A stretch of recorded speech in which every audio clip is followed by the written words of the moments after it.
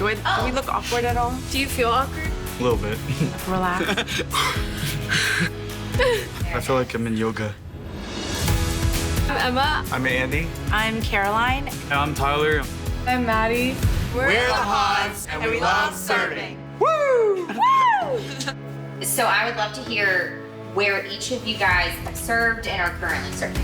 Wait, hold on. We need to figure this out. Married group, Inside Out, Upstreet, men's group, women's leadership group, young adults, and young adults. Wamba Land. I think I did Upstreet first. You were going to transit. But why did I decide that? We'd come along because we were your ride. Sorry, we're the worst. And then Tyler said he wanted to serve at Wamba Land, which made the domino effect of me serving at Wamba Land. And then Andy didn't want to be left out, so he joined Wamba Land services. He had FOMO. I was like, well, my family's there anyway. Might as well go serve. It's addictive. We're addicted to serving. We're from Philadelphia. I usually say Philly. We're actually high school sweethearts. We started our family in Northern Virginia, and work brought us to Atlanta 17 years ago. We were attending Gwinnett Church for a while, and our kids wanted to volunteer and serve, and somehow we got roped in. Caroline's always been a good servant. Me, not so much. I was super selfish, I'm selfish too. but I was more selfish. Okay. And once I tried it, I had no idea that I would actually enjoy it. I remember my dad saying, why would I want to go on Sunday nights to serve at Inside Out when I could just sit at home and watch football games? But now that he's serving, he wouldn't give it up for anything. There are some students that don't have a figure in their life that could be stable and consistent and a strength. And I love that he can be that person for those boys. It's not really sometimes the act, like the things that I do, but the relationships that are built through serving that I really enjoy. It's kind of like watching how Jesus loves others, but in a tangible way. I'm thinking I'm going in to serve to help others. I think I'm going to serve because there's a need. In no way could I have imagined what I would get in return. In such a big church that we thought we wouldn't get much out of. And every time we serve, it gets a little smaller and a little smaller and a little smaller. Like, people compliment us as a family, like, oh my gosh, I wish I had a family like yours. But like, that's really just because they've taught us everything and how to be so selfless and stuff. It's just like amazing that we're so fortunate to have parents like them. Serving is how our family loves like Jesus. You may think that serving is a sacrifice, but it's just paid dividends, really. And I'm better off for it. Our marriage is better off for it, and our children are better off for it. And I think our community is better off for it.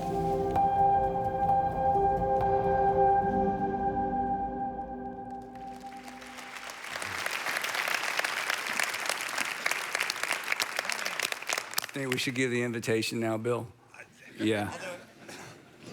One of the things that I've always been so proud of is Sandra and I both inviting people to any of the environments at our church, whether it's Sunday morning service or the other things that we do. I always feel confident. In fact, we kind of have a thing that we do where we try to every week invite someone to come sit with us. And since I always sit in the same place, that's easy. And I invite people at least once a week. It's like, hey, you should come sit with me. And since I always sit in the same place, that's easy. But the truth is, those of you who come on a regular basis, I've noticed, you all sit in the same place as well, okay? So it's pretty much an easy way, it'd be easy to find you. So we just kind of make it a habit. You should come sit with me, you should come sit with me, you should come sit with me, because I know when they come, they get to meet you and see all the fabulous things that you're doing. When we were younger and our kids were younger and we were with lots of, families at the ballpark and gymnastics and all that sort of stuff, we would always invite families, and I would say, kind of tongue in cheek, I'd say, hey, you should come sit with us in church or come visit our church, but don't bring your children.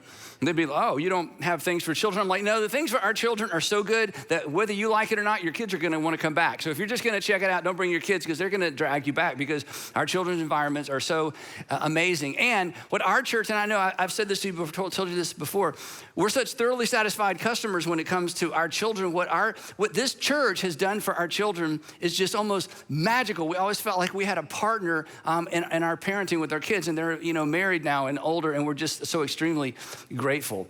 But to ensure that continues to be the case for our local church and for our local churches and our churches all over the country, right now we literally need hundreds of you from all of our churches to join one of what we call our strategic service teams. We don't call them volunteer teams, we call them strategic service teams, because we need some of you, and as we're gonna see, you need some of you to actually be involved strategically with the mission of this local church, the local church that you call your church home. Our mission is simply to inspire and to equip people to follow Jesus. And we want to inspire and equip an entire generation to follow Jesus, from preschool to children, elementary age, middle school, high school, and college.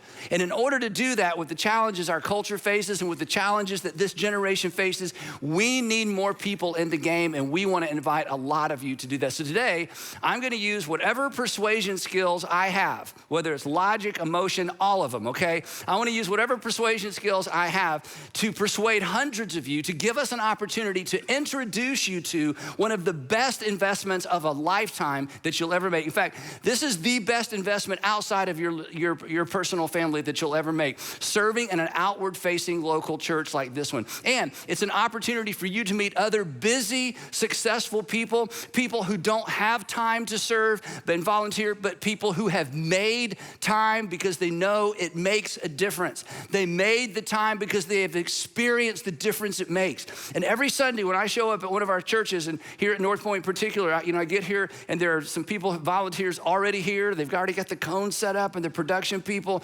And I every Sunday I walk around and say, thank you, thank you, thank you, thank you for being here early. Thank you for serving. 100% of the time, do you know what I get back?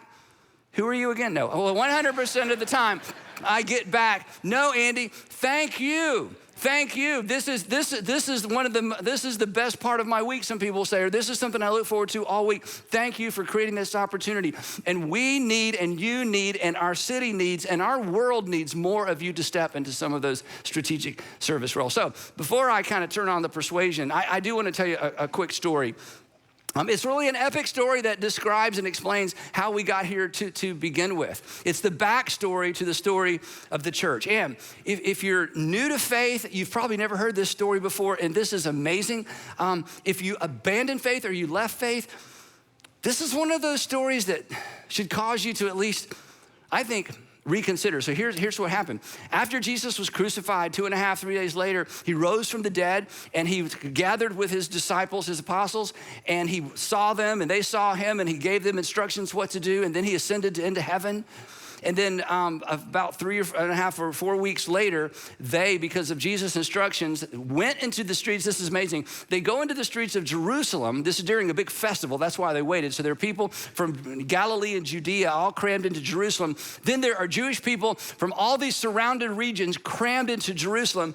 And they go into the streets of Jerusalem, and they began to preach and teach that Jesus, their Nazarene rabbi, was crucified for their sins and the sins of the Jewish people and the world, and has been raised from the dead. And because they are eyewitnesses, and because this is what's amazing, because they are risking their lives in the very streets that Jesus was dragged through on his way to be crucified, and they seem to be fearless, even though they could certainly be arrested like Jesus was. Dozens of Judeans and people from Jerusalem believed this account, these eyewitness accounts of the resurrected Jesus. First dozens, then hundreds, then 1,000, then 1,500, and suddenly, everywhere you go in Jerusalem, people are talking about the resurrected rabbi from Nazareth who may be the Messiah. Well, this makes the people who arrested Jesus to begin with very, very nervous, and so they send their henchmen out, and sure enough, here are the Jesus followers. We thought we'd gotten rid of this Nazarene cult. We thought we had put this to rest and put this to bed for good, but now his followers are out talking about him being raised from the dead, and they're shocked. You know, we killed him, and him. Now this. And so Luke, who knew all of these people, Luke knew Peter, he knew John, he knew Matthew, Luke, who knew all these people, put this narrative together and describes what happened. He tells us that then, when they heard about this preaching in the streets, the high priest, who was responsible for Jesus being crucified, same guy, and all of his associates, who were members of the party of the Sadducees, were filled with jealousy. It's like, wait a minute, we finally got rid of this cult, and now it's back, and it's bigger than ever. It has saturated and infected the entire city. So they did the only thing they knew to do. They sent their temple guard out and had the apostles arrested and put them in the public jail. Now, when you think jail, and I think jail, it's not same jail. The public jail in the first century was a hole in the ground in a building, maybe in a building. Not a very nice building, but a hole in the ground that might be covered.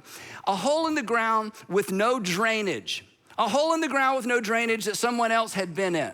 Okay, get the picture, but don't think too hard about that. So this is not like jail, like open up the bars and let them in out. They're basically in holes in the ground. These are the apostles, the followers of Jesus. They put them in jail because in the hole in the ground because they're holding them overnight because the next day they're gonna talk to them and tell them, hey, you know, if you don't want to go the way of your leader, you got to knock this off. Well, that night, you got to read this part for yourself, God springs them out of the hole. So they get out and they escape. Now, if you had done what God called you to do, you went in the streets of Jerusalem, risk your life, get arrested, get put in a hole in the ground, then God lets you out. What do you do next? I'll tell you what I do next. I think, you know what? I think Jerusalem's heard enough. I think I'm going to move on to the next city and talk about Jesus because it's not safe here.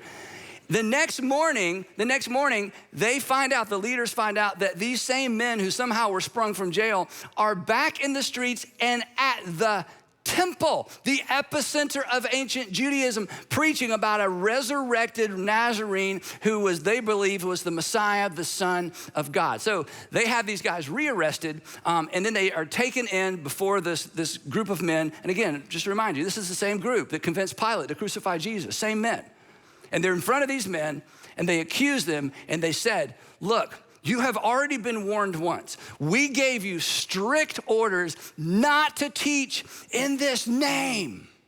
If you want to just teach Torah and give insights, okay, but you got to quit. You got to quit elevating the name of your rabbi. Yeah, you have filled Jerusalem. I mean, this isn't in a corner, and this isn't in some small town. You have filled Jerusalem with your teaching, and are determined to make us guilty of this man's blood. Okay, so you got to knock it off. You know what we did to him? You know what we have the power to do to you. So Peter steps up to give their defense, and he preaches a little sermon, and the theme of Peter's sermon is, you are guilty of that man's blood. We're not making this up. You know very well you were there. And he uses this amazing line. He says, you killed the author of life, but God raised him. In fact, I just want to real quick give you the outline of Peter's defense, his little sermon. His outline went like this. You killed him. God raised him. We've seen him. Now say you're sorry, okay? That's their outline. It's like, you did kill him, you're guilty. We were all there. We were there hanging in the back of the crowd during the trial. God raised him from the dead. We've seen him. You should repent and you should declare him your Messiah because God has done something in this very city in your midst. To quote Peter, he says, and we are witnesses of these things. And then you read right by this because, the culture is so different than ours. Luke says, these men were flogged. That's all it says, flogged, and the text keeps going. It's like when they talk about the crucifixion of Jesus, and then they crucified him. No description. And no description is given of the crucifixion because everybody reading the story had seen one or the aftermath. They didn't need a description. No description of being flogged. Everyone who lived in that day and age had seen the aftermath, perhaps, of someone flogged. We don't know if all 12 apostles were there, if there's 6 or 8. This took a long time. And they listened as they heard the scourge, the whip, the scorpion ripping the flesh off of their friends' backs and their yells and their pain. And they knew it was their turn. One after another, after another, after another, after another, their backs are bleeding. People died at times from the infection of being flogged. And then they let them go because they knew they would leave there to go have to be healed somewhere. They couldn't circulate. They couldn't go back to what they were doing before. The apostles, now Luke knew these men. He knew these men. This is their story. He got it straight from them. The apostles left the Sanhedrin rejoicing. They had to be carried out probably because they had been counted worthy of suffering. This is the word we miss. Disgrace for the name. Do you know why this is important? Because for the rest of their lives, when those fishermen took off their shirt, for the rest of their lives, when those men took off their shirts, what it would say to culture is, you have been arrested. You were found guilty of a crime and you were punished. But for them, it was a badge of honor.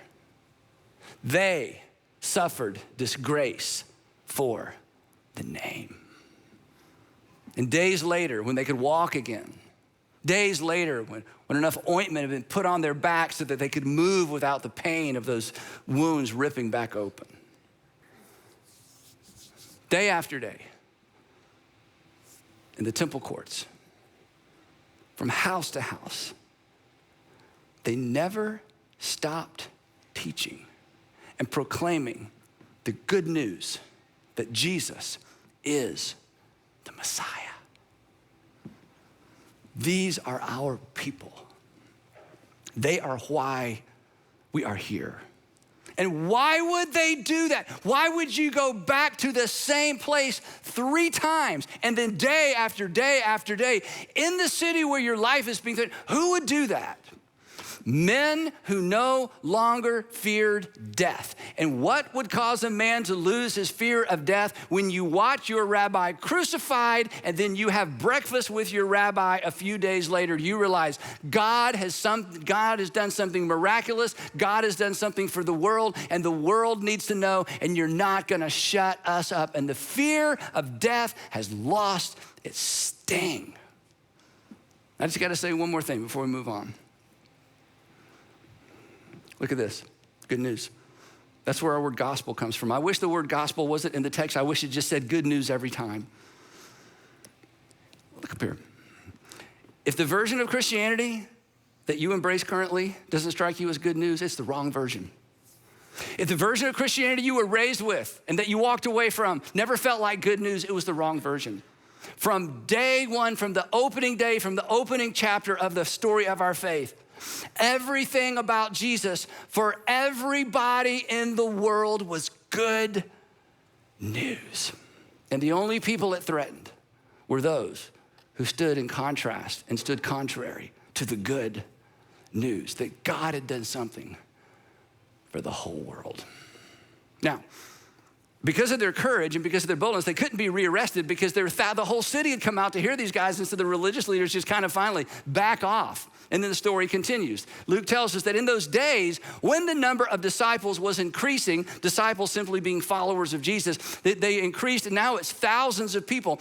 And these people from the surrounding regions who came into Judea and to the city decided to stay because thousands of them have now sort of joined this Jerusalem church. And imagine this, they get to sit at the feet of Peter and John and Matthew and Bartholomew, the men who have been with Jesus, and they're like soaking this up, like, tell us more. I mean, God has done something. We want all of the details. So there's this explosive growth, which created explosive challenges because they didn't have any systems. It's just these mobs of people who can't get close enough to the apostles, and they're staying in town. So now the restaurants are running out of food, and there's, it's just become a little bit unmanageable, a little bit of chaos. And so it created some specific problems within this group of people. Specifically, it created a food distribution problem. Here's what happened.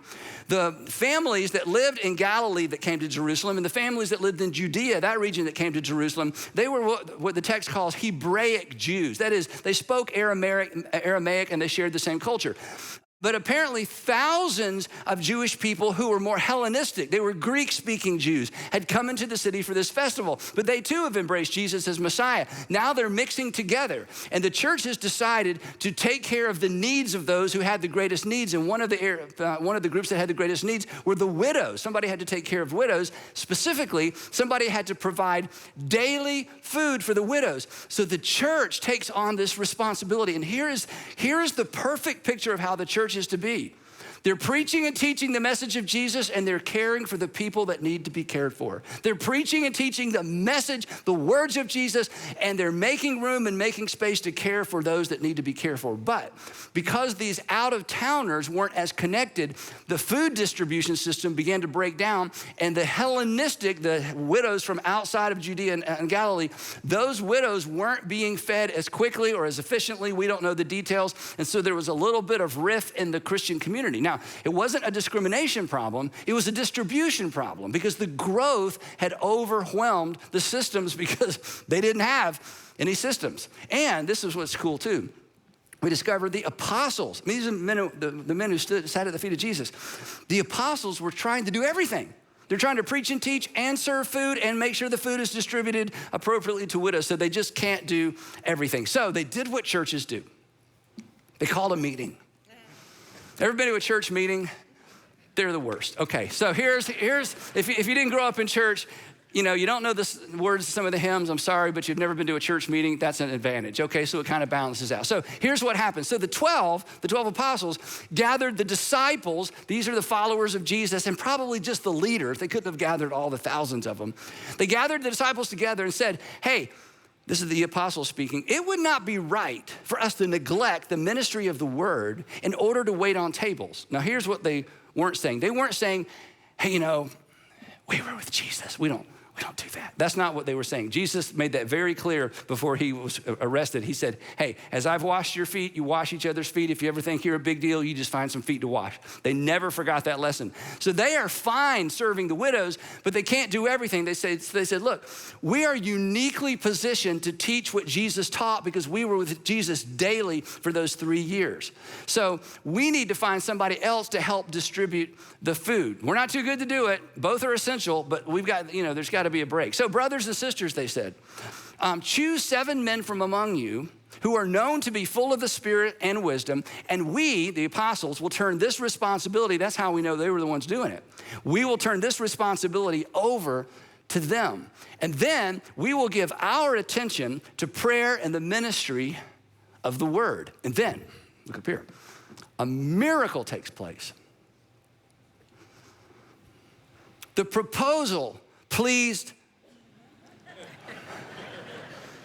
the whole group. It's never happened since in the history of the church that an entire church agreed on anything. It was a one and done, okay? But the entire church agreed, you know what? We need to take this responsibility off of you so that you can do what you're uniquely equipped to do. And anyway, so here's what they did then. Then they chose. They were very specific because they needed something specific done. They were really selective about who they chose. First, they chose. Again, they chose because, again, there was something that needed to be done. They needed the right people to do the right thing in order to accomplish what needed to be accomplished. People who embraced the mission and were willing to do what needed to be done then. So they chose 7. This was so brilliant. They chose 7 Greek men, Hellenistic Jews, to make sure that the Hellenistic widows were taken care of. They chose their own people. So smart. One of the guys they chose became famous later. His name is Stephen. Stephen started off doing food distribution for widows. They discovered Stephen had a gift of logic and a gift for argument, and he had an uncanny ability to argue for who Jesus was, the fact that he was in fact God's Messiah. And he was able to just twist the Pharisees and the teachers of the law in circles with his logic, and he became a very powerful preacher and teacher. And ultimately, he was so convincing that the religious leaders had to hire some people to lie about Stephen in order to have him arrested. He was taken outside the walls of Jerusalem and stoned to death, and he becomes the first Christian martyr. The other person they mentioned that you hear about later is Philip. Philip is a Greek Jew. He begins distributing food. They discover he has special gifts and talents as well. And Philip actually shares the message of the King Jesus, the message of the gospel, with the treasurer of Ethiopia who was visiting Jerusalem during that festival. And he explains to him what Isaiah meant and explains to him who Jesus was. And the treasurer of Ethiopia places his faith in Jesus as his king, then goes back home and spreads the news of Jesus in that part of the world and becomes an influencer of influencers. And then they choose 5 more men, these 5 Greek men, and they presented these men, the text says, presented these men to the apostles who prayed and laid hands on them. And what do you think happened?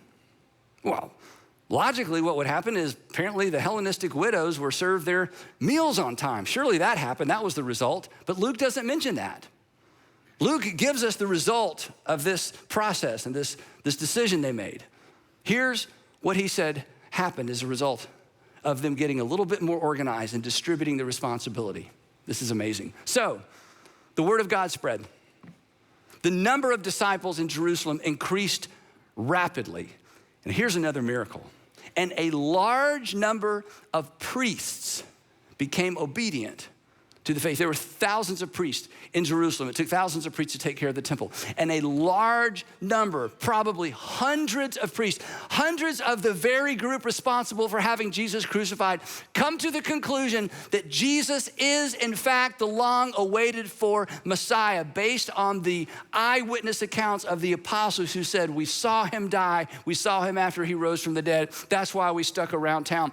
And this group coming to faith, large number of priests, explain some of the things that we see unfold in the book of Acts and in the history of the church going forward. And what did all that have to do with food distribution? Well, one thing leads to another. These seven men did what needed to be done in the moment, and it fueled a movement. And it's why we're here. And now it's our turn. And we don't need 7 of you. We need hundreds of you at all of our locations to step up and do what needs to be done now. And for those of you watching from home, I understand it's so convenient, and I'm so glad that we're able to broadcast it to you from home, and it's easy, and I get that. I'm not critical at all. I mean, we provide that for you. But we need some of you at home to be here. It's less convenient, but it's more strategic. It's less convenient. It's more strategic. It's less convenient, but you need to be a strategic part of what's happening in the local church. And we need you to come back. And the truth is, you need you to come back. And just to twist the knife just a little bit, okay? Perhaps it's time, I know it's kind of interesting for me to say it this way, for you to inconvenience yourself for something greater than yourself. But perhaps it's time for a lot of us to inconvenience ourselves for something greater than ourselves. Here's what I can promise you. No flogging. There will be no flogging, no flogging. I can guarantee you that. I can't guarantee you get your food distributed on time. We have lots of coffee and donuts, but no flogging, right? We will never suffer to the point of shedding blood for the gospel. All our Heavenly Father has asked us to do is to participate in the body and not to simply be a consumer. You will never regret what you do for a local church that is an outward-facing local church. And collectively, we will accomplish a great deal more. Now, I have all the history of our church in my head because I've been here since the beginning, right? And I remember 26 years ago, almost to the date, it was the beginning of a year, 26 years ago, standing in front of a much smaller group of people. We had no building, we had no resources, we had no members. All we had was an idea that we weren't even sure was gonna work. And a group of people stepped up and said, we believe our city and our nation needs a different kind of church. Our city and our nation needs an outward-facing church. Our city and our nation and the world needs a gospel that truly is, from top to bottom and left to right, good news and great joy for all the people. That Jesus needs to be talked about in such a way that people lean in rather than push back, because they would hope it's true. What if that's true? What if it's true? What if it's true there really is a God who has allowed us to call him Father? We can have that kind of intimate relationship with him, that loves us unconditionally, who sent his son to pay for our sins so we could have clear access to God, who encourages us to call him Father. What if that's true? And the reason you're here today, and the reason I'm here today in the building like this or in the building like you're in, is because of those people 26 years ago.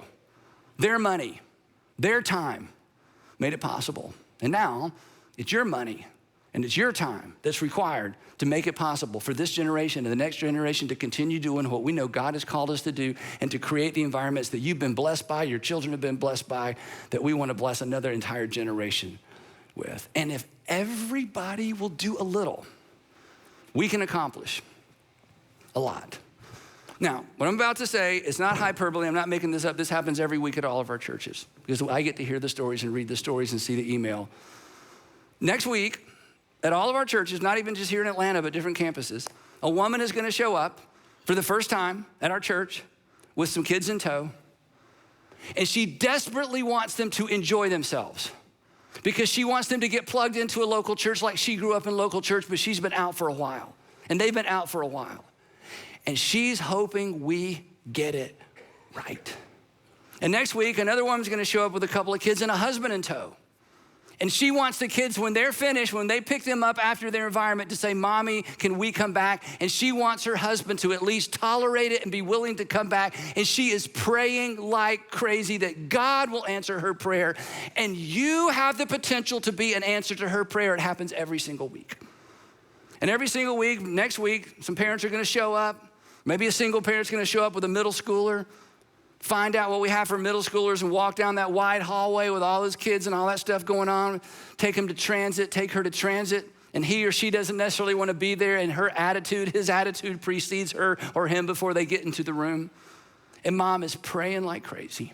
Oh God, I need some help. My kids need some truth. I pray this works. This is a big church. And you have the opportunity, and I have the opportunity to be an answer to her prayer, answer to those parents' prayers. It happens every afternoon. Parents show up. A parent shows up with a 10th grader, 11th grader to Inside Out. He says, where do I sign up? How long is it gonna be here? And the attitude is just, it's massive. It's like you can tell that he or she isn't necessarily bought in. And mom and dad has prayed all the way there. And for years, people just like you have been an answer to those parents' prayers. I'm not exaggerating. We've been doing this 27 years, so there's stories. This isn't guesswork anymore. It's not an experiment anymore. It's not a theory anymore.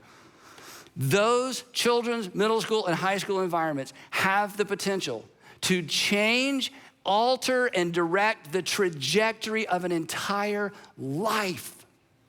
And for some of you, you know that because that was you, because you were raised in environments like that and participated in environments like that.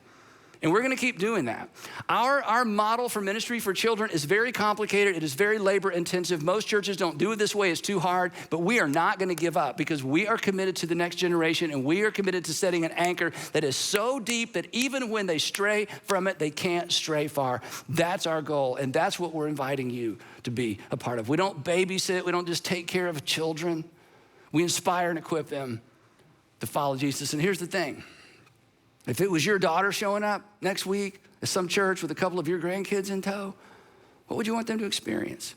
If it was your son or your daughter, if it was your grandson, if it was a family member and they've walked away from church and now they're gonna give it another shot, it's your daughter bringing your son-in-law and he's just been so, just not, sort of defensive and not know about the church thing. What would you want them to experience? You would want it to be epic. You would want it to be clean. You would want it to be organized. You would want it to be amazing. And it's not gonna be any more amazing than we have amazing people participate. And that's why I'm inviting you to step up to be a part of this. Churches all over the country take their cues from us. Churches all over the country copy us. We give stuff away all the time. And we want to continue to be a part of this. And I can't go too long about this, but you know as well as I do, the challenges that students in particular face right now with not just the temptation, just the cultural shift. We believe the gospel addresses that.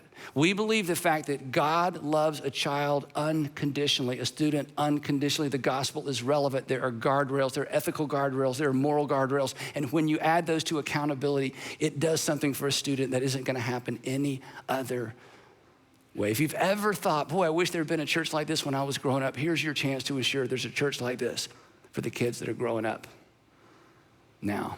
And I know you don't have time. Nobody has time. You're super busy, successful people. I'm asking you to make time. And I'll be specific. I'm asking you to give us 1 hour. You see, if I called you or if your lead pastor called you and said, "Can I have 1 hour of your time?" Most of you would say, "Okay, I'll give you an hour. If you just need an hour." So I'm calling in our hour right now. I'm calling in an hour. We're asking you to attend a 1 hour information meeting where you can discover more about our Sunday morning environments, to discover whether or not you can be a strategic part of what we're accomplishing on Sunday morning. That's all we want is an hour for you to show up and find out more and discover and pray about your participation and look for a way to lean in and get involved. And here's the thing, my heart, some of you have been around a long time, you've heard me say this before, my heart is so broken over the loss of our church, of the church's influence in our nation. And I want us to lead the way and lead other churches in reestablishing the church as the conscience of the nation. But more than that, and related to that, my heart is so broken over a generation deconstructing faith because they were handed a faith that requires deconstructing. And the reason they've been required, the reason they feel required or there's some responsibility to deconstruct their faith is because this is a generation leaving church because they're convinced the church left Jesus. They're fine with Jesus. They just can't find the ethic and the moral teaching and the others first teaching of Jesus in the church anymore. And we want to help change that. And you have changed that. You are the church of Jerusalem where we teach what Jesus teaches. We teach the ideal and we take care of the people who can't take care of themselves. We're not either or. We are both and we will always be both and we will always be outward facing. But for us to be hitting on all cylinders, we need the whole body participating. So I'm more motivated than ever because we have more potential than ever. But it is not me, it's we, it's us. So I do have to say this before we wrap this up. To those of you who get this, to those of you who are part of the choir I'm preaching to, who get here early, who sit with children on carpet squares, who show up on 4:30 in the afternoon, who go on overnight things, who rock babies, who sing to babies, who make sure that mom and dad have an undistracted hour where we can teach them and prepare them to be better parents for the next generation. For those of you who help park cars, who do guest services, who do the things nobody sees, all the men and women in black shirts behind the stages that make all this work so perfectly, thank you. And for those of you who give on a regular basis so I don't have to get up here and beg for money, thank you. For those of you who are percentage givers, who use the app, who have a plan for how you plan to support your local church financially, thank you. None of this would happen without you.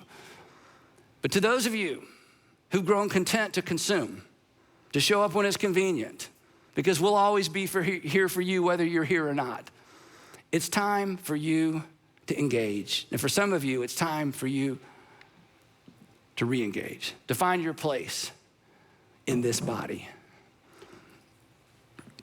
So let's do this. Let's keep doing this. Come on, against all odds, as we just saw from the story, against all odds, the church changed the world once.